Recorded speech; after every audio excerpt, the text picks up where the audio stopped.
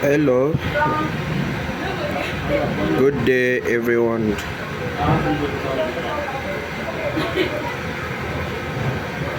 There's something I noticed about these new Itel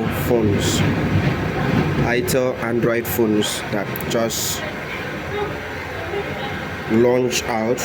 All the new Itel phones. I finished working on this phone. I changed charging port on this phone.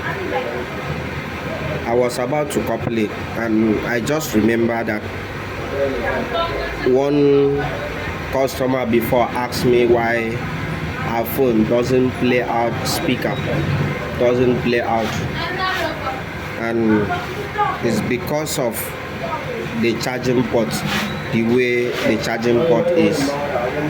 And I want to let everyone out there know how this goes and the way these things works.